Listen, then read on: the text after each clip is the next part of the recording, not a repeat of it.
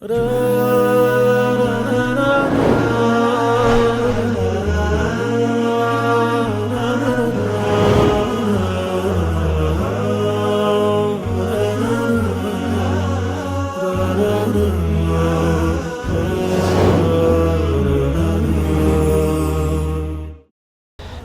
ከባለቤቷ ጋር ከተለያየች 3 ዓመት ሆኗቸዋል። ነገር ግን ኒካህ አላወረዱም። አንዳንድ ሰዎች ከ2 ዓመት በኋላ ኒካህ በራሱ ጊዜ ይወርዳል ይላሉ።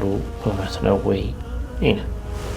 አደራረግ ላይ ወይም ደግሞ ውዱእ የሚያበላሹ ነገሮች የሚል ሆነ መጽሐፍ ላይ ሳነብ ሶላት ላይ ሆነን ወይም ደግሞ ሶላት ላይ ባንሆንም በተለይ ሴቶች ላይ ማለት ነው በብልት ንፋስ መውጣት ከወጣ ወይም ደግሞ በብልት አየር ከወጣ ውዱእ ያበላሻል የሚል አንብቤ ነበረ እና እኔ ደግሞ አንድ ልጅ አለኝና ከወለድኩኝ በኋላ እንደዚህ አይነት ነገር ተከሰተብኝ እና ሰውም ሳማክር ምናምን እንደዚህ ከመውለድ በኋላ የሚመጣ ነገር ነው፣ ከጉዳት ጋር ነው ምናምን አሉኝና አንዳንድ ሰዎች ላይ ያጋጥማል አሉኝና አሁን ላይ ታዲያ ሶላት ሲሰግድ ጎንበስ ቀና ስል ምናምን ሶላት ላይ ሆኜ በብልት የሆነ ንፋስ መውጣት ያጋጥመኛል እና ይሄ ውዱእ ያበላሻል የሚል መጽሐፍ ላይ ስላነበብኩኝ እንዴት ነው ማለት ትክክለኛ ውዱእ ያበላሻል ወይስ ደግሞ ምን ማድረግ አለብኝ? ደግሞ ምንም ነገር አይደለም ማለት ምንም መቆጣጠር የማይቻል ነገር ስለሆነ በራሱ ጊዜ ነው ንፋስ የሚወጣው ከብልት ማለት ነው። ክርስቲያን ጎረቤት አለች እና አረቂና ጠላ ምናምን እያወጣች ነው እና የምትተዳደረው። ያቺ ሴትዮ በጣም ጥሩ ጎረቤት ናትና እንደዚህ አድርጊልኝ፣ ይሄን አድርጊልኝ፣ እቃውሽ ምናምን እያለች ያንን እቃ ምናምን ጠላ ምናምን ታደርግበታለች እና ደግሞ ጠላ ምናምን በምታረግ ሰዓት ስራ ገዢ ምናምን እያለችኝ እንዲህ ጥሩ ጎረቤት ስለሆነች እንዲህ ማለት እየደበረኝ ያንን ስራ ምናምን አግዛታለሁ እና ደግሞ በእኛ ሃይማኖት ክልክል ስለሆነ ለእኔ ይሄን እሷን ስራ ማገዝ ወይም ደግሞ ከዚህ ካረጌው ጋር ምናምን ተያያዘ ስራ ምናምን ነገር ታግዛት ይሄ እንዴት ይታያል? ለእኔ ሐራም ይሆንብኛል። ሙስሊም በካፊር ስም ሲጠራና ስምህ ማን ነው ሲባልም የካፊር ስም የሚሰጠው ሰው ነገር ግን ይሄ ሰው ይጾማል፣ ይሰግዳል፣ ቁርአንም ይቀራል፣ አይከፍርም ወይ ይላል። አባቴ እድሜው ከ100 ዓመት በላይ ሆኗቸዋል። ማሻአላህ ተዳክሟል። ባይጾም ችግር ያመጣበታል ወይ ይላል።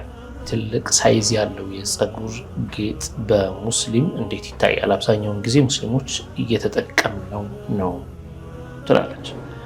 የፈረቃ ተማሪ ነን። የከሰዓት በምንሆንበት ሰዓት ዙሁርና አስርን አንድ ላይ መስገድ እንችላለን ወይ ይላል።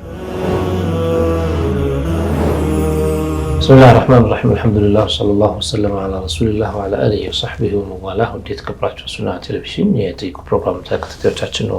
ፕሮግራማችን አሁን ይጀምራል። እስከ ፕሮግራማችን ፍጻሜ ድረስ አብራችሁን ቆዩ። መልካም ቆይታ ይሁንላችሁ ኢንሻአላህ።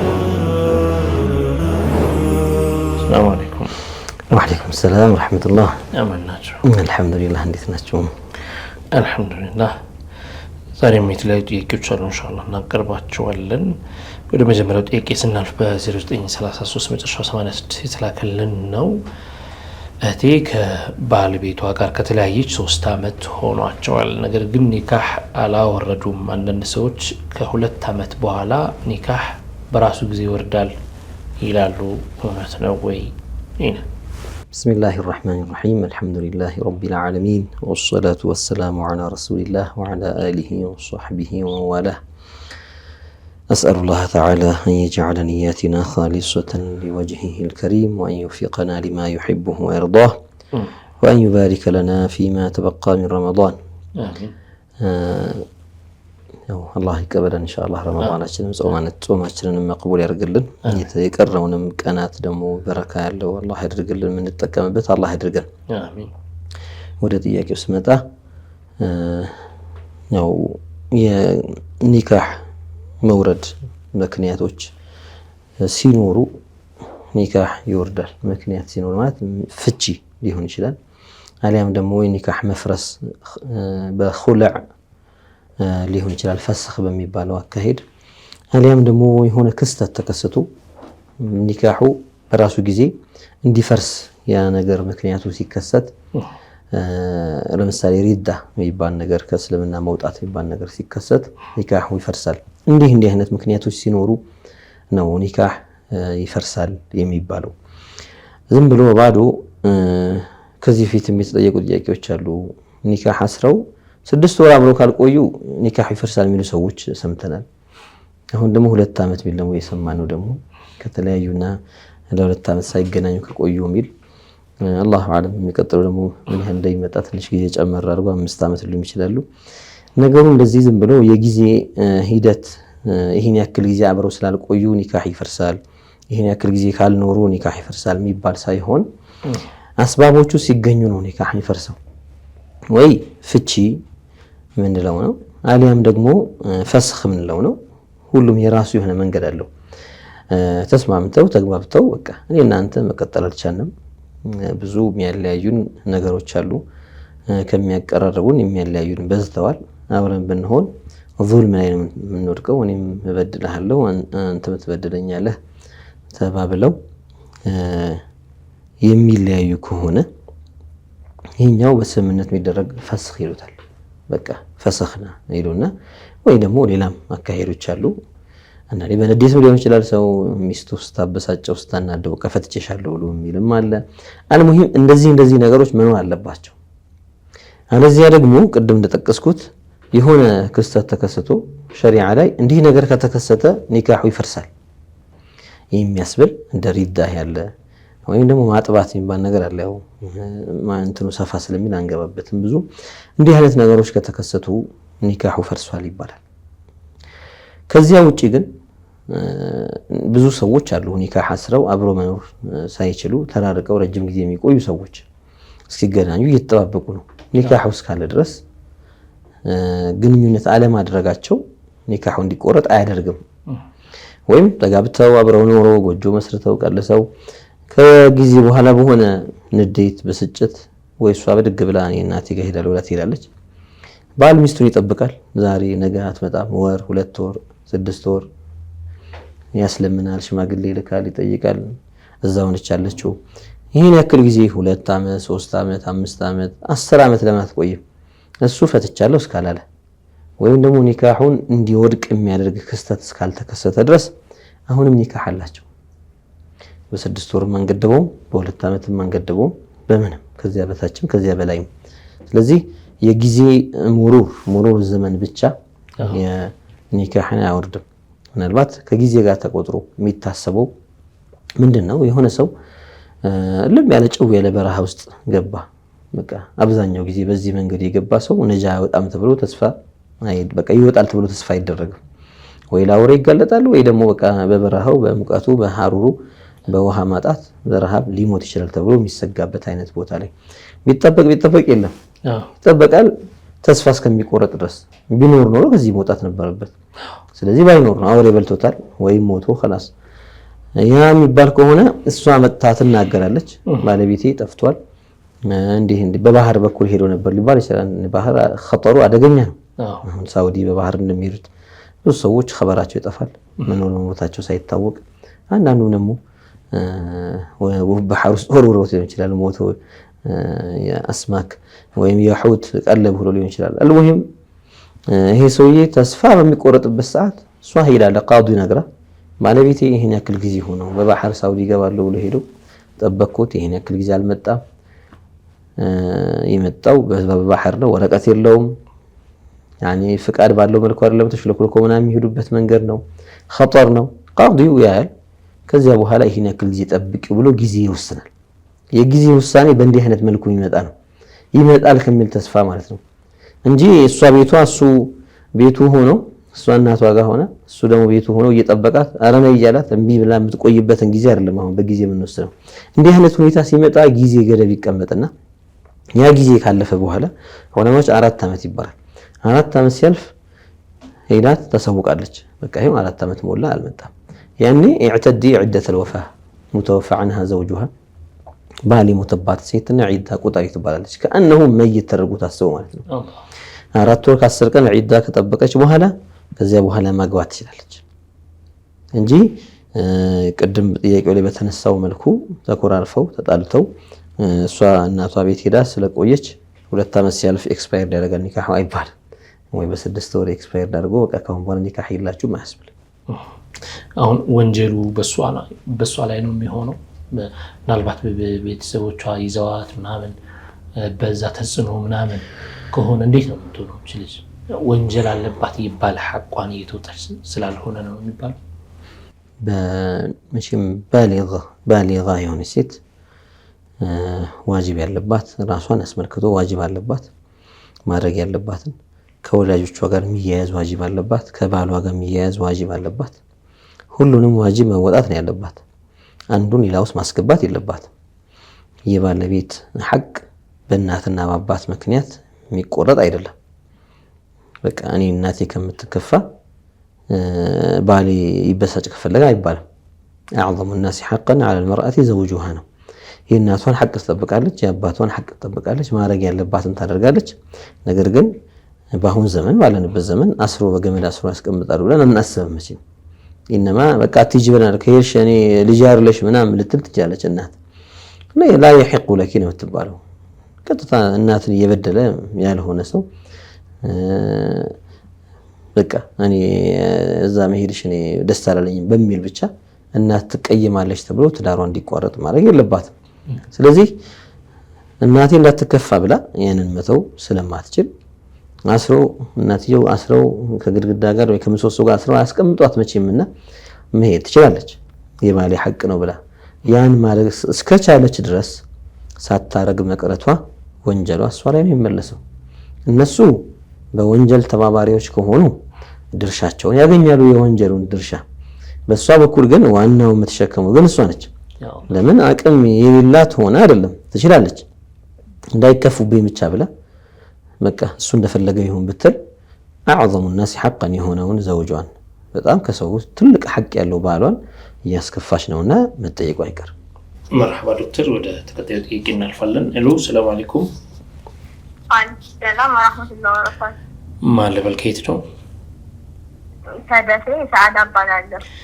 መርሐባ ዶክተር፣ እያደመጡሽ ነው። ጥያቄሽን አቅርቢ። እሺ፣ ውዱእ አደራረግ ላይ ወይም ደግሞ ውዱእ የሚያበላሹ ነገሮች የሚል የሆነ መጽሐፍ ላይ ሳነብ ሶላት ላይ ሆነን ወይም ደግሞ ሶላት ላይ ባንሆንም በተለይ ሴቶች ላይ ማለት ነው በብልት ንፋስ ከወጣ ወይም ደግሞ በብልት አየር ከወጣ ውዱእ ያበላሻል የሚል አንብቤ ነበረ እና እኔ ደግሞ አንድ ልጅ አለኝና ከወለድኩኝ በኋላ እንደዚህ አይነት ነገር ተከሰተብኝ እና ሰውም ሳማክር ምናምን እንደዚህ ከመውለድ በኋላ የሚመጣ ነገር ነው፣ ከጉዳት ጋር ነው ምናምን አሉኝና አንዳንድ ሰዎች ላይ ያጋጥማል አሉኝና አሁን ላይ ታዲያ ሶላት ሲሰግድ ጎንበስ ቀና ስል ምናምን ሶላት ላይ ሆኜ በብልት የሆነ ንፋስ መውጣት እንትን ያጋጥመኛል እና ይሄ ውዱእ ያበላሻል የሚል መጽሐፍ ላይ ስላነበብኩኝ እንዴት ነው ማለት ትክክለኛ ውዱእ ያበላሻል ወይስ ደግሞ ምን ማድረግ አለብኝ? ደግሞ ምንም የሚል ነገር አይደለም ማለት ምንም መቆጣጠር የማይቻል ነገር ስለሆነ በራሱ ጊዜ ነው ንፋስ የሚወጣው ከብልት ማለት ነው።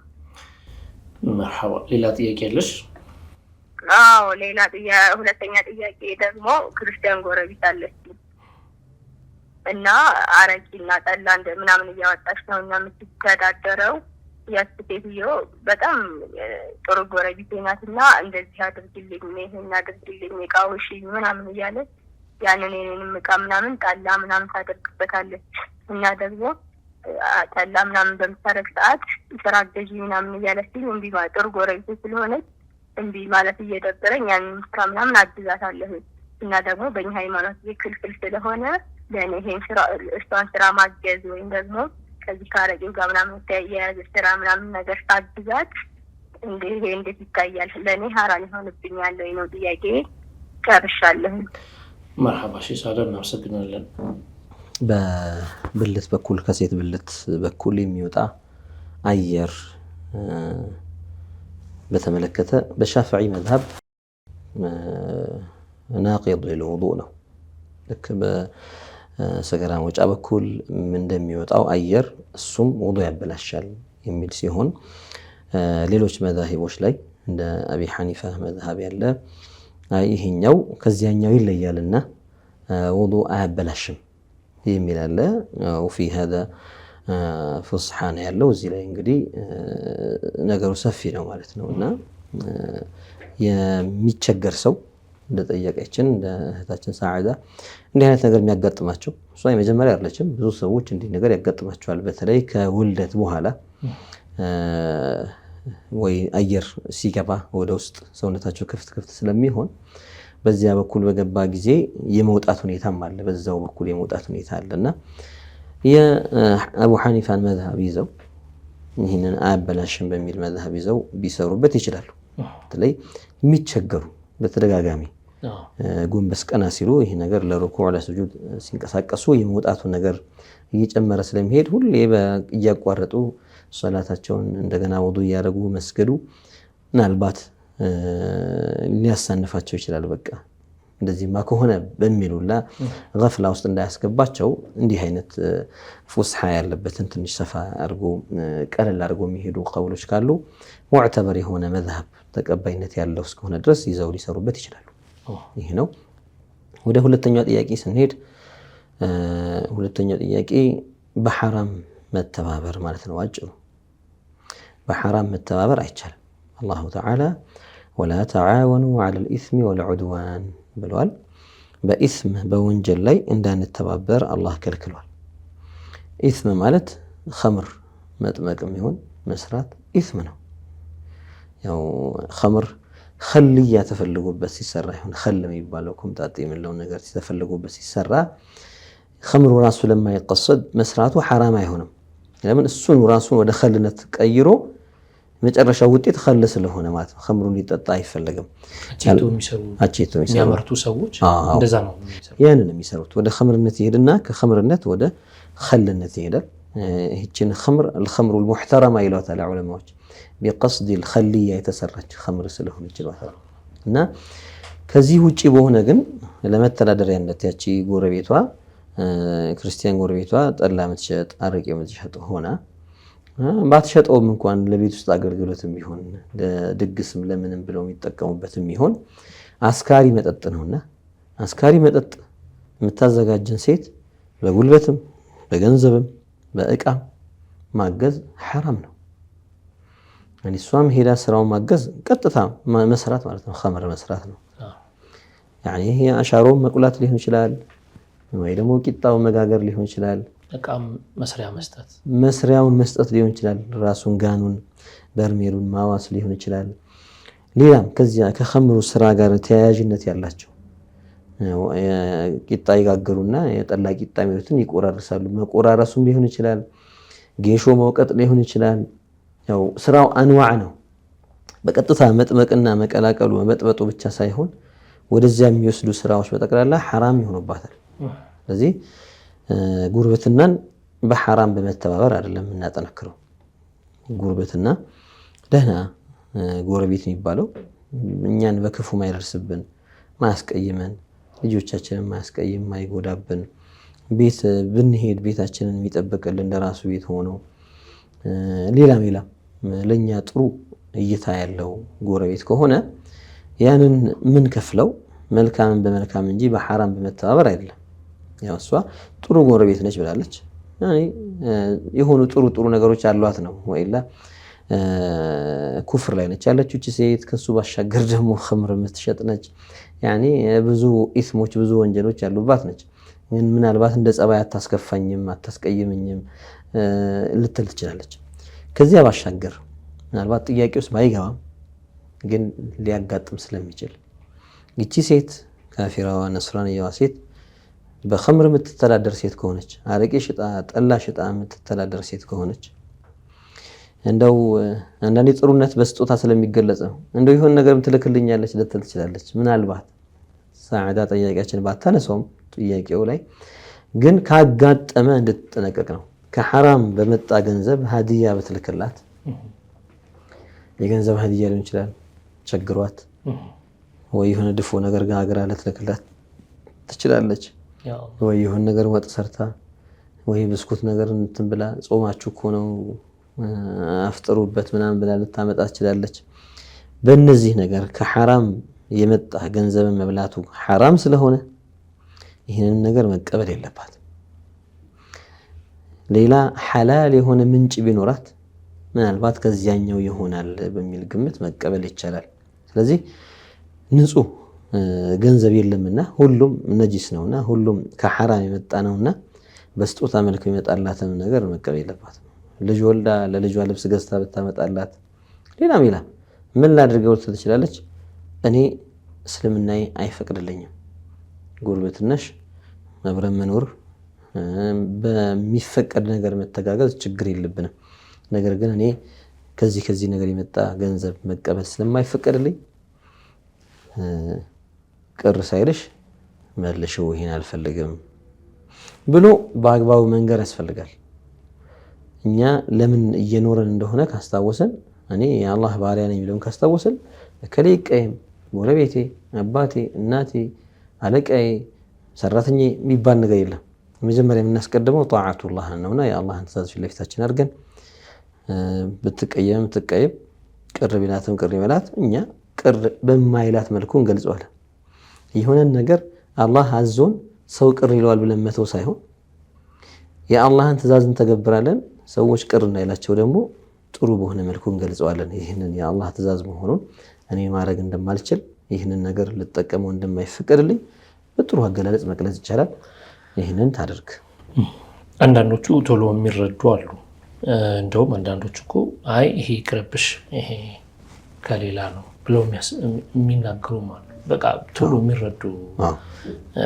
ጎረቤቶች አሉ አንዳንዶቹ ደግሞ ጭፍን የማድረግ እንደም ችግር አለው ነው እኮ ዳቦ ነው ይዤልሽ የመጣሁን ጠላ አላመጣሁልሽ ምን አላመጣሁልሽ ይላሉ ግን ያመጡበት መንገድ አይታያቸውም እነሱ ዞሮ ግን በመግባባት ይሄ ከእምነታችን ጋር የሚገናኝ ስለሆነ እንግዲህ ይቅርታ አድርጉልን እና ይሄን ነገር አንወስድም ብሎ የመግባባት ነገር በሁዱ በተረጋጋ መልኩ ማስረዳት ነው ያለብን ማለት ነው ደዛ ያኒ የግድ የሆነ ሸሪዓዊ ሁክም ለመግለጽ እኔ አይፈቀድልኝም ይሄን ማድረግ ለማለት ጩኸት ሸርጥ አይደለም ስድብ ይሄ ቆሻሻ ነገር ምናምን ማለትም ሸርጥ አይደለም እና በትህትና መግለጽ ይቻላል በጥሩ ቃል መግለጽ ይቻላል ይህንን ስናደርግ የሚረዱን ሰዎች እናገኛለን የሚቀበሉ ሰዎች እናገኛለን አብረን ረጅም ጊዜ ልንኖር እንችላለን እንኖራለን ከነሱ ጋር ተቀላቅለን የምንኖረው ዑንፍ ባለበት በእልህ በትዕቢት በምናምን መልኩ ሳይሆን በቃ ሃይማኖቴ ነውና ይሄንን ልታከብርልኝ ይገባል ብለን አሳውቀን ዲናችን ክቡር እንደሆነ እየገለጽን ክብራችንን ጠብቀን መሄድ ያለብን እኛ ሙስሊሞች ራሳችንን ማዋረድም የለብንም ማንም ሰው በመጣ ቁጥር የዲናችን መባዲ መሰረታዊ ነገሮች እርግፍ ያደረግን እየጣለን አንተ እንደምትፈልገው ልሁንልህ አይባልም ይሄ ራስን ማዋረድም ጭምር ነው ዲን الاسلام አክብሮናል ያከበረንን ዒዛ ይሰጠን ጠብቀን መሄድ ያለብን ምናልባት ዶክተር እንደዚህ ስንል አንዳንዶች በተለይ ሙስሊሞች ነን ብለው የሚያስቡ ይሄ ነገር ክፍተት እንዲፈጠር ምንም ችግር የለውም ምንድነው እናንተ የምታካብዱት ይሄ ቀላል ነገር ነው አብረን እየኖርን አይደል እንዴ እነሱን አላምን ነው ዞሮ አልተከተል ነው ይሄ እንደዚህ ነው ይሄ ከእምነት ጋር የሚገናኝ ነው አሁን ከነሱ ቤተ እምነት ሄደን እንስገድ ብንል ይሆናል እነሱስ ደስ ይላቸዋል አይላቸውም ከዛልክ እነሱ ወደኛ መተው እና ብንላቸው ደስ ይላቸዋል ላይላቸው ይችላል ይሄ እምነታዊ ነገር እስከሆነ ድረስ ገደብ መፈጠር አለበት ሲባል ከነገሩን ከማጥበቅ አድርገው የሚያያይዙ ነገር የሚያቀሳስሩም አሉ ዶክተር ሆነ ብለው ነገር የሚያቀሳስሩ ሰዎች አሉ እነዛኛዎቹ ጎረቤቶቻችን ወገኖቻችን ይረዳቸዋል አሁን ብናስረዳቸው ኦኬ ነው እንዴ ብለው የመረዳት ነገር ይኖራል አንዳንዶቹ ግን ዝም ብሎ የሚያጠብቁ ናቸው እኮ እንደዚህ ያለ ስራ አዎ ዝም ብሎ ከገደብ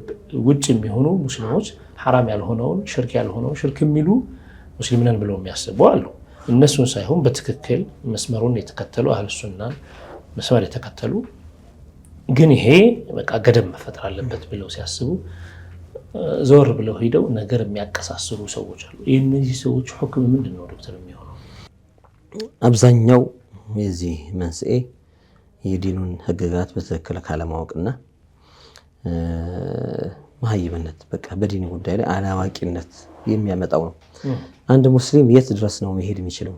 ከክርስቲያን ወገኖች ጋር ከሌሎች እምነት ተከታዮች ጋር ሲኗኗር እስከ የት ድረስ መሄድ ይቻላል የሚለውን ያላወቁና ያልተረዱ ሰዎች የዲኑንም ህግጋት ሙስሊም ይፈቀድለት ማይፈቀድለት የሚቻለው ማይቻለው የሚለውን ነገር ያላወቁ ሰዎች ዝም ብለው ማህበራዊ ኑሮውን ብቻ መሰረታዊ ነገር ብቻ አድርገውት በቃ አንተ እንደፈለግኩን ልቅ ሁን እንደማለት ነው። የዲኑን ህግጋት ሳታከብር እነሱ እንደሚፈልጉ ሆንላቸው፣ አንተ የምትፈልገውን ነገር ነገራቸው። እንዲህ አይነት ነገር ነው።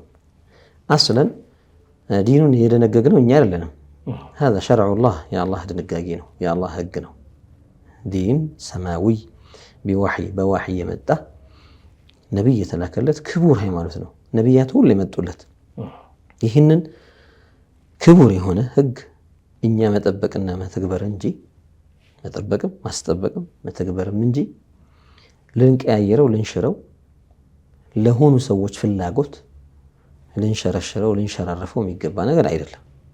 ይሄ እስከሆነ ድረስ ከክርስቲያን ወገኖች ጋር በምን መልኩ እንደምትኖር ሸርዕ ገድቦልሃል፣ እስልምናው አስቀምጦልሃል። ህጉ ይሄ ነው፣ በዚህ መልኩ ነው መሄድ ያለብህ፣ ይሄን እንዳታልፍ ብሎ ነግሯል። ያንን ጠብቀን እንጓዛለን እንጂ የራሳችንን አዲስ ህግ አምጥተን እስልምናው የሚለውን ጥቼ እኔ ልኗኖር ካልክ የራስህ ህግ እንጂ የእስልምና ህግ አይደለም። ይህንን እስልምናን ህግ ልተግብር ማለት ማክረር ነው ብሎ የሚያስቡ ሰዎች ወይ አላዋቂነት ነው፣ አሊያም ደግሞ ወልዒያዙ ቢላህ እነዚህ ሰዎች የፊትና ሰዎች ናቸው። እንደተባለው አንዱን ከአንዱ ጋር ማጣላት ማቀሳሰር፣ በዲን ስም ፊትና እንዲቀሰቀስ የሚያደርግ የሃይማኖት ግጭት እንዲኖር የሚያደርግ ምናልባት ትክክለኛ ሃይማኖተኛ ብለህ ራሱ የምትወስዳቸውን ሰዎች ላይሆኑ ይችላሉ። እኔ የራሴን እሳቤ ሰው ላይ ማስረጽ እፈልጋለሁ ብሎ የሚንቀሳቀስ ሰው ማለት ነው። የራሴን እሳቤ እስልምና ሃይማኖት ላይ ማስረጽ እፈልጋለሁ፣ እስልምና እኔ እንደምፈልገው እንዲሄድ ነው የምፈልገው ብሎ ማለት ወልዒያዙ ቢላህ የራሴ ሃይማኖት አለኝ እንደማለት ነው። የራሴ መመሪያ አለኝ እንደማለት ነው። በሙስሊም ስም ሊያወራ አይቻለው። እንዲህ አይነቱ ሰው በእስልምና ስም ሊያወራ አይቻለው። ይህንን ማክበድ የሚል ሰው አንተ ዲኑን ልቅ እያደረግከው ነው። ዝም ብሎ ገደብ የለሽ እንደፈለገ ጭምልቅልቅልቅ እያለ የሚሄድ ነገር ኩፍሩንም የሚያከብር እምነቱንም የሚጠብቅ እንደገና ደግሞ ክህደት ነገርን በጣም ጥሩ ነገር ነው በርቱበት እያለ የሚያበረታታ መጥፎ ስራንም ስሩ የሚል መጥፎንም አትስሩ የሚል ተናቁድ ማለት እኮ ነው። እስልምና ሽርክን ይዋጋል እኮ። እስልምና ባዕድ አምልኮን ይዋጋል። እስልምና ከአላህ ሌላ ማምለክን ይዋጋል፣ ይጻረራል። ይህንን ነገር እንደገና እስልምናን ብሎ ሰይሞ ባዕድ አምልኮን የሚቀበል ሽርክን የሚቀበል ጣዖት አምልኮን የሚቀበል ሰውን አምላክ ብሎ ማምለክን የሚወድና የሚቀበል አድርጎ እስልምናን ማሰብ ማለት እስልምናን የሚገጫጭ ነገር አድርጎ እንደማሰብ ማለት ነው። በአላህ አትካዱ እያለ እስልምና በአላህ መካድ እስልምና ይቀበለዋል፣ እስልምና የሚቀበለው ነገር ነው ብሎ ማሰብ ማለት መገጫጨት ነው። ኢነማ የካዱ ሰዎች አሉ ላ ነርዳ ለሁም በክህደታቸው ላይ መቆየታቸው መኖራቸውን አንወድላቸው። እንደ ሰው በሰውነት ሙዓመላ የምናረጋቸው አላህ በፈቀደልን ልክ የምናረጋቸው ሙዓመላ ላይ ያንን ጠብቀን ጋፑን ጠብቀን እናደርጋለን። ያንን ተላልፈን አላህ የከለከለው ነገር አንዳፈርም። መመሪያችን ዲን ነው። እኛን የሚቀርጸን ዲናችን እንጂ እኛ ዲኑን ልንቀርጸው እኛ እንደፈለግን ሼፕ ልናደርገውና በፈለግነው አቅጣጫ ልናስኪደው በምንፈልገው ቦይ እንዲፈስ ልናደርገው አይቻልም። ስለዚህ እነዚህ አብሽሩ ችግር የለውም እዚህ ጋር ተሳተፉ የሚሉ ሰዎች እስልምናቸውን ይጎዳዋል፣ ይበላሻል። ይሄ ኩፍር ላይ እንግዲህ ለምን ችግር አለው? አንተ የኩፍር ስራ ቀጥታ ላይ ተሳተፍ አግዘው የሚል ሰው ምን ችግር አለ? እስልምና እኮ በቃ ሰማሐቱ ዲን ነው ምናምን እያለ የሚያስብ ሰው እስልምናን ኩፍርን የሚያበረታታ አድርጎ ማሰቡ ብቻውን የራሱን እምነት የሚያሳጣው ነው። ተመልካቾቻችን የተከታተላችሁ የምትገኙ ጠይቁ ፕሮግራማችንን አሁን የረፍት ሰዓታችን ላይ እንገኛለን። ካፍታ ቆይታ በኋላ እንመለሳለን። ጠብቁን ኢንሻአላህ።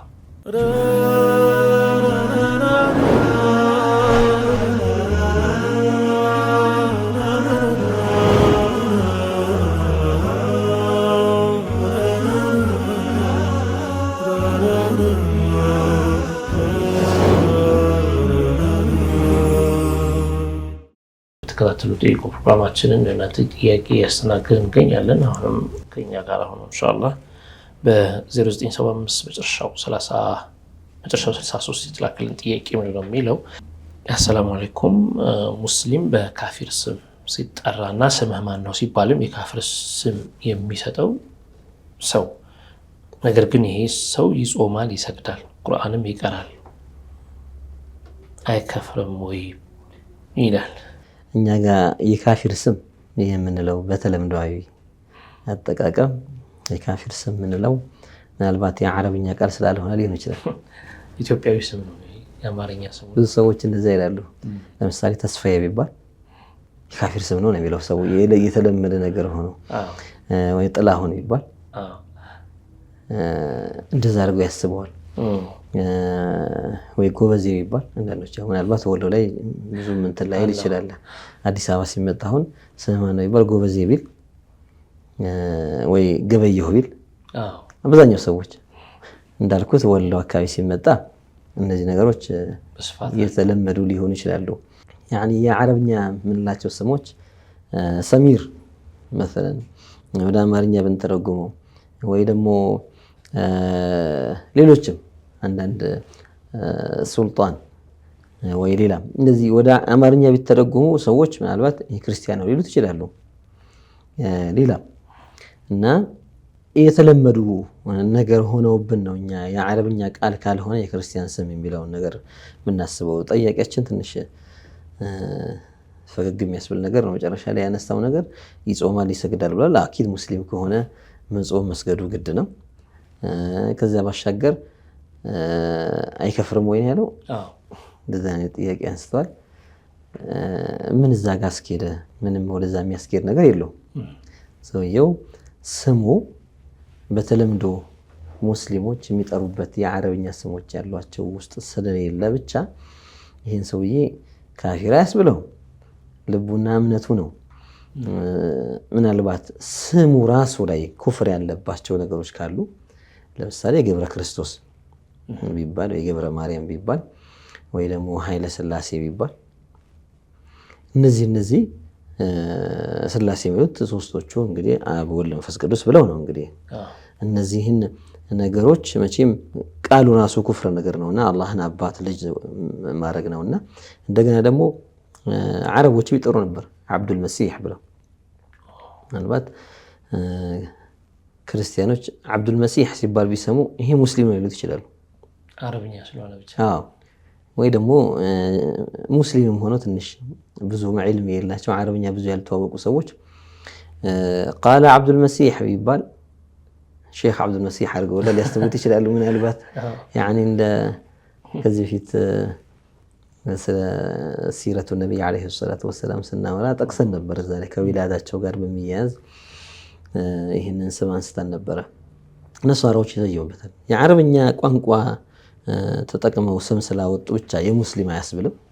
የአማርኛን ቋንቋ ተጠቅመው ስም ስላወጡ ብቻ ክርስቲያን አያስብልም።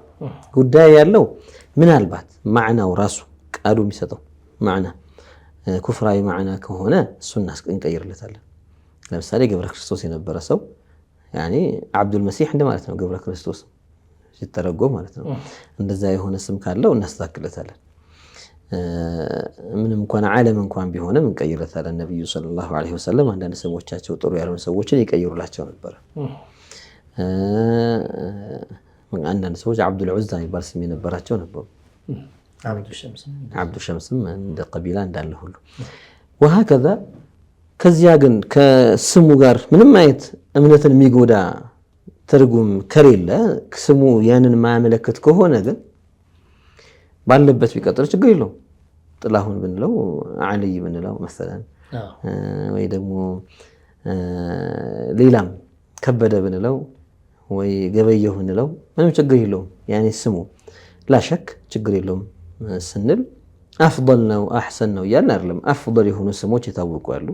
አብዱላህ፣ አብዱራህማን እንደ በነቢዩ ስም መጠራት የመሳሰሉት የተሻሉ ናቸው። ግን በስምነት ምንም ችግር የለውም፣ እንኳን እምነትን ሊጎዳ ቀርቶ ማለት ነው። አሁን ብዙ ጊዜ አያት ሲሆኑ የልጅ ልጃቸውን የሚጠሩበት ኢትዮጵያዊ የሆነ ሀገርኛ የሆነ ስም አለ። አሁን አንድ ሁለት ጓደኞች እንግዲህ ወጣቶች ናቸው። ልጆቻቸውን ስማቸውን ስጠይቅ አንደኛው ማን ነው ስለው እንግዳው ብዬዋለሁ አለ። አንዱ ደግሞ ሴት ነው እና የወለደው ማን አልካት ስለው ያው በቀልድም ቢሆን እንደዛ ብሎ ይጠራታል ይመስለኛል። አይ እልፍነሽ ብያታለሁ አለ። ግን አላቸው የራሳቸው ስም። ይሄ ምንም ችግር የለውም። ኢትዮጵያዊ ወይም ደግሞ ሀገርኛ ስም ስለሆነ አሁን ተስፋዬ ብሎ ሲጠራ ምን ማለት ነው? የራሱ የሆነ ትርጉም አለው እና ችግር የለውም። አሁንም ቢሆን ምንም የሚያመጣው ነገር የለም። ስጦታ ብለው ሰው ይሰይማል። ስጦታ ብለው ይሰይም። ነዋል ማለት ነው። ሀዲያ የሚል ስም አለ እኮ አይደል? ሙስሊሞች ዘንድ ሀዲያ ስትባል ሙስሊማን ይችላሉ፣ ስጦታ ሲባል ሙስሊም ነው ክርስቲያኑ ይላል አንዳንድ ሰው። እና ይሄ የቋንቋ ልዩነት እንጂ በማዕና ደረጃ የሚያመጣው ተጽዕኖ የለም። ወደ ተከታዩ ጥያቄያችን እናልፋለን። በ0992 መጨረሻ 56 ሰላም አለይኩም። የኔ ጥያቄ አባቴ እድሜው ከ100 ዓመት በላይ ሆኗቸዋል። ማሻአላህ ተዳክሟል። ባይጾም ችግር ያመጣበታል ወይ ይላል። ያው በዚህ እድሜ ላይ ያሉ ሰዎች በብዛት ያው ከደረሱ ማለት ነው። አብዛኛው ሰው እዛ አይደርስም። እንዲህ አይነት እድሜ ላይ የሚደርሱ ሰዎች ፊል ጋሊብ በአብዛኛው አቅም ያንሳቸዋል። የመጾምን የሚቋቋሙበት ሁኔታ ላይ አይኖሩም። ኢላ ናዲር በጣም ጥቂት ሰዎች ሲቀሩ ዩሕካ አን እነ አባ ሹጃዕ ሳሒብ አልመትን የሚታወቀው ሀገራችን ላይ የሚጠቀስ መትን አለ። የፊቅህ ሻፍዕያ የሚያስተምር ሙአሊፉ በጣም ረጅም ዓመት ከ130 ዓመት በላይ ሆኗቸው ይባላል። ከነ ዩነዚፉ ልመስጂድ ይላሉ። እንግዲህ አንዳንድ መስጂድ ይጠርጉ ነበር፣ ያጸዱ ነበረ በሂማ ማለት ነው። እንዴት እንዲህ ሊሆኑ ቻሉ ሲሏቸው ሐፊዝናሃ ፊ ሲገር ፈሐፊظሃ አላሁ ለና ፊል ኪበር። ልጅ ሆነን በወጣትነት ጊዜያችን ከወንጀል ራሳችንን ጠበቅን፣ ሰውነታችንን ጠበቅን። ከፍ በእድሜ ስንገፋ ደግሞ አላህ ጠበቀልን አሉ ይላሉ። እና ናዲር በጣም ትንሽ ሰው ነው እድሜው ወደ 100 ተጠግቶ መጾም የሚቋቋመው ሰው። ብዙ ሰዎች ግን አይችሉም። በየጊዜው መብላት ያለባቸው ካልበሉ በጣም ለአደጋው ላይ ሊጋለጡ ስለሚችሉ ሸይኹል አጁዝ አልፋኒ የሚሉት ፉቃሃዎች የሚጠቅሱት ካልበላ ሊጎዳ የሚችል በጣም ለአደጋ የሚጋለጥ የሚባለው እንደዛ ነውና ሐሉን አይተን መቼም ትልቅ ሰዎች እጾማለሁ ነው የሚሉት። እንደሚጎዳው ካወቀን ማፍጠር አለብህ አባታችን እያሉ እየለመኑም እየተለማመጡ አቅሙ ማይፈቅድ ከሆነ ማስፈጠር ነው። ከዚያ አንዳንድ ሙድ እህል መስጠት ግድ ይሆናል። ለአንድ ቀን እንደዚህ በሁለት መዳፍ የሚታፈስ እህል፣ ስንዴ ከሆነ ሀገሩ ላይ በብዛት የሚበላው ስንዴ፣ ሩዝ ከሆነ ሩዝ፣ ገብስ ከሆነ ገብስ፣ ለአንድ ቀን አንድ እንደዚህ ሙድ ለድሃ ይሰጣል። በዚህ መልኩ ዋጅቡን ይወጣል ማለት ነው። በ091485 መጨረሻው 55 የመጣልን ጥያቄ አለ። ሰላም አለይኩም እንዴት ናችሁ? በጣም ነው የምንከታተላችሁ። አላህ ክፉ ነገር ይጠብቃችሁ እናቻለን ካለ በኋላ ጥያቄ ትልቅ ሳይዝ ያለው የፀጉር ጌጥ በሙስሊም እንዴት ይታያል? አብዛኛውን ጊዜ ሙስሊሞች እየተጠቀምነው ነው ትላለች። ይሄ ጥያቄ በተደጋጋሚ የተነሳ ነገር ነው። ፀጉራቸው ላይ ሄር ባንድ የሚሉት ፀጉርን የሚሰበስብና የሆነ ነገር ሊጎዘጉዙበትና ላዩ ላይ ይሰራሩበትና ጎፈር ብሎ እንዲታይላቸው የሚያደርጉበት ነው። ያው ሁሉ በሁሉም ነገር ላይ መጸየፍ ያለብን ነገር ቢሆንም ግን ሴቶች ለራሴ ውበት መጠበቂያ ብለው መቼም ገሽና ተድሊስ ማጭበርበር ማታለል ካለበት ሐራም ይሆናል። የሌላትን የሆነ እንደ ሊያጫት እንደፈለገ ኸበር በተሰማ የሆነን ሰው ፀጉር እንዳላት አስመስላ ያንን ነገር ቆልላ መታ ማሻአላህ የፀጉሯ ብዛት ድሮ እንደዛ ነበር። እንግዲህ ፀጉር ነበር እንደዛ የሚሰበሰቡ የነበረው። በአሁኑ ሰዓት ፀጉሩ ይረግፍና ያቺን የሆነች ነገር ያደርጉባታል። ግን ሰው ተዋውቋል። በቃ ጌጥ አድርጋለች የሚለውን ነገር ያውቀዋል። በጌጥነት የሚታሰብ ከሆነ ገሽና ተድሊስ ማጭበርበር ማታለል ከሌለበት በጌጥነቱ ብቻውን ሐራም ነው አንለው። ይሄ አንዳንዶች ቲክቶክ ላይ ብቅ እያሉ የሚያወሩት ከአስኒመቲል ቡኽት ብለው እነዛ ወደፊት የሚመጡ ሴቶች ነብዩ ሰለላሁ ዐለይሂ ወሰለም የቂያማ ምልክት ናቸው ብለው የተናገሩባቸው ማኢላት ሙሚላት رؤوسهن كأسنمة البخت ጭንቅላታቸው እንደ ግመል ሻኛ እንደዚህ ተቆለለ ብለው የሚሉት የዚና ዝሙተኛ ሴቶች ይሄ ለዋት የሽቁቅና ተው ልብሳቸውን ቀደው አብዛኛው ሰውነታቸው የሚታይ አድርገው ከፍ ያለ ጫማ አድርገው ይሄ የሚባለውን ጫማ አድርገው ሰውነታቸውን በማወዛወዝ ሰዎችን ወደ ፈተና ወደ ሐራም ወደ ዚና የሚጋብዙ ዝሙተኛ ሴቶችን ነው። እንዲህ አይነት ሴቶች እንደሚበራከቱ ነብዩ ሰለላሁ ዐለይሂ ወሰለም የተናገሩት ነው። ስለዚህ ያቺን ሄርባን ጸጉር ላይ የምታረግ ሴት ብለው አይደለም ያቺ አይደለችም። ጸጉራቸው እንደዚህ አፖሎ ምናምን የሚባል አይነት እንደዚህ ወደ ላይ የሚቆልሉት አይነት አሰራር ያደርጋሉ። አንዋዕ ነው ጸጉራቸው የሚሰሩበት።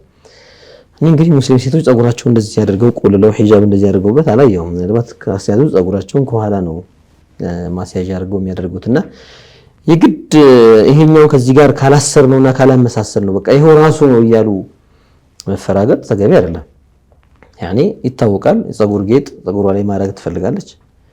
ጌጥ ቢሆን ጸጉሯ ላይ ማድረግ የምትፈልገው ጌጥ ቢሆን አውረቷን ከሸፈነች እኛ ጌጥ እንኳን ከለክላትም እኮ አንዋዕ ሚን الزينة ብታደርግ አበባ ብትደረደር ጸጉሯ ላይ አውረቷን ከሸፈነች እኮ ከዚች ሴት ጋር ቺዛኒያ ከሆነችዋ ጋር የሚያገናኛት ነገር የለም። ያቺ ነብዩ አለይሂ ሰላቱ ወሰለም አላህ አሳይቷቸው የሚመጡትን እንዴት አይነት የጸጉር አደራረግ አሰራር እንደሚያደርጉ ሰውነታቸው እንዴት እንደሚያርገፈግፉ ሰዎችን ለመፈተን አካሄዳቸውንም ጭምር አለባበሳቸውንም ጭምር ካሲያት ዓሪያት አለበሱም እንዳይባል ለብሰዋል እንዳይባል ደግሞ ወርቃናቸው ናቸው እያሉ የሚገልጿቸውን እዚህ ጋር አውራዋን የሸፈነችን ሴት ከዚያ ጋር ማመሳሰል ተገቢ አይደለም። ማኢላት عن الحق ሙሚላት تميل غيرها الى الحرام الى الزنا ወደ ሐራም ምትጉት በየቦታው በየመንገድ ላይ የሚታየው ማለት ነው። በየጨለማው ቆመው ወልዒያዙ ቢላህ መኪና ሲያልፍ ሰውን ለመፈተን በየኸምር ቤቱ በየባሩ በየጭፈራ ቤቱ በር ላይ የሚታዩ የፈሳድ ሴቶች እነዚህን አስመልክተው ነው ነብዩ አለይሂ ሰላቱ ወሰለም የተናገሩትና እቺን ሙስሊማ ሴት አውራዋን የሸፈነች ሴት ጸጉሯ ላይ ሄርባንድ አድርጋለች። ያው ትንሽ ልትሆን ትችላለች፣ ሄርባንዱ ተለቅል ይችላል። እንደዛ ስላደረገች ብቻ ከነዚያ ጋር ማመሳሰሉ ተገቢ አይደለም። የተለያዩ ናቸው ማለት ነው። መርሐባ በ0994 መጨረሻ 63 ይመጣልን ጥያቄ ምንድነው የሚለው የፈረቃ ተማሪ ነን የከሰዓት በምንሆንበት ሰዓት ዙሁርና ዐስርን አንድ ላይ መስገድ እንችላለን ወይ ይላል። ይሄን ጥያቄ ያስታውሳለሁ ከዚህ ፊት ተነስቷል። አህሚያ ያለው መነሳቱ ቆንጆ ነው። በሶላት ጉዳይ ላይ ተአኺር ማድረግ የሚባል ዙሁርን ወደ ዐስር መግፋት የሚቻለው ጉዞ ላይ ሲኮን ከዛ ሌላ ዑለማዎች የሚጠቃቅሷቸው እንደ በሽታ ያሉ ምክንያቶች አሉ ዑዝር ብለው የሚጠቅሷቸው። ከዚያ ውጪ ባለ ትምህርት እንዳያመልጠኝ ተብሎ ወይ ደግሞ ክላስ እንዳያልፈኝ ተብሎ ሶላትን ማሳለፍ ዑዝር አይሆንም። ባለፈውም እንደዚህ ሪከመንድ ያደረግነው ጠቆምናቸው ማድረግ አለባቸው ብለን የነገርናቸው ሰው በረፍት ሰዓቱ ሁሉም ሰው በሚባል መልኩ ነፃ ነው። ሽንት ቤት መሄደው ሽንት ቤት፣ መጸዳጃ ቤት መሄደው ለዛ ይሄዳል። ካፌ ሄደው ሻይ መጠጣት የፈለገ ብስኩት፣ ሳምቡሳ ምናምን መብላት የፈለገ ያደርጋል። ክላሱ ቁጭ ብሎ ሙራጃዓ ክለሳ ማጥናት የፈለገ የሆነ ዛፍ ስር መቀመጥ የፈለገ ካለ ግቢ ውስጥ ዛፍ ካለ ከጓደኞቹ ጋር ቁጭ ብሎ ማውራት የፈለገ ሁሉም ነፃ የሚሆንበት ሰዓት ነው የረፍት ሰዓት ላይ። ይህችን ሰዓት ጠብቀን የረፍት ሰዓት ፊል ጋሊብ ሁለት ፔሪዶች ከተማሩ በኋላ እንደዛ አካባቢ የሚመጣ ስለሆነ የዐስር ወቅት ሳይገባ ነው የረፍት ሰዓት በአብዛኛው የሚመጣው። ያ እስከሆነ ድረስ የመጀመሪያው ክላስ እንኳን ይጨናነቃል ቢባል ረፍት ስንወጣ ሶላታችንን መስገድ ነው። ያኔ ሁኔታዎችን አመቻችተን ትምህርት ቤቱ ግቢ ውስጥ መስገድ የሚያመቻችልን ከሆነ ጥሩ፣ ካልሆነ ደግሞ በአቅራቢያ የሚገኘው በቃ ፍቃድ ጠይቀን ሐቃችን መብታችን ነው ወተን ሰገድ አድርገን ረፍቷ 30 ደቂቃ ልትሆን ትችላለች፣ 20 ደቂቃ ልትሆን ትችላለች።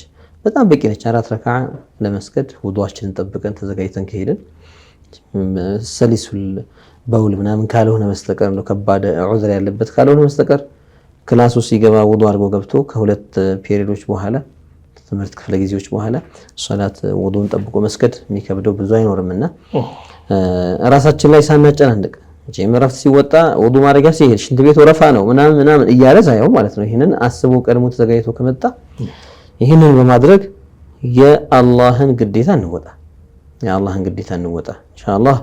አላህ ዋጅብ ያደረገብንን ስንሰራ ሌሎች ነገሮች እየገሩ ይሄዳሉ። ይሄ እንዳይበላሽብን የሚለን ዋጅብ ስንተው ሌሎቹ ነገሮች የበለጠ ሙተዓሲር ይሆኑ የሚሄዱት የሚስተካከል እንዳይመስለን። አንዳንዶች ማዕሲያ በመስራት ፍላጎቱ ጋር የሚደርስ ይመስለዋል፣ የሆነ ነገሮች የሚሳኩለት ይመስለዋል። እንደዛ አይደለም። አላህን ስትታዘዝ ኢንሻአላህ አላህ ያገራልሃል። የተወሰነ መጨናነቅ ሊኖር ይችላል፣ ግን የወደፊት ነገሮች የሚስተካከለው አንተ ለአላህ ፈሪህ አላህ ሲኖርህ አላህን መፍራት የሚባል ነገር ውስጥ ሲኖር ነውና ይህንን ደግሞ በተግባር ማሳየት የሶላት ወቅትን ባለማሳለፍ መሳሰሉት። መርሐባ ዶክተር፣ እንግዲህ ከሰዓት አንጻር እዚህ እናቆማለን። ለሰጣችሁን ሸሪዓዊ ምላሽ በረካላሁ። የተወደዳችሁና የተከበራችሁ ተመልካቾቻችን የተከታተላችሁ የነበራችሁ ጠይቁ ፕሮግራማችንን ነበረ። ከእናንተ የተላኩልንን ጥያቄዎች ለዶክተር ሼክ አቡበከር ሱሌማን አቅርበን ምላሽ እንዲሰጥባቸው አድርገናል። ይህ ፕሮግራማችን በአስማት ቴሌቪዥን ብቻ ነው የሚተላለፈው። ኢንሻአላህ የተለያዩ ጥያቄዎች ካሏችሁ በተለመዱ የስልክ አድራሻዎቻችን በኩል ላኩልን፣ እናስተናግዳችኋለን። ፕሮግራማችን ሁሌም ጁምዓ ምሽት 3 ሰዓት እንዲሁም ደግሞ እሁድ ቀን 7 ሰዓት ወደ እናንተ የሚተላለፍ ሲሆን በተመረጡ ቀናቶች እነዚህ ሁለት ፕሮግራሞች ይደገማሉ። አብራችሁን ስለነበራችሁ በድጋሚ አመሰግነን። ረመዳን ከሪም። ሰላም አለይኩም ወራህመቱላሂ ወበረካቱሁ።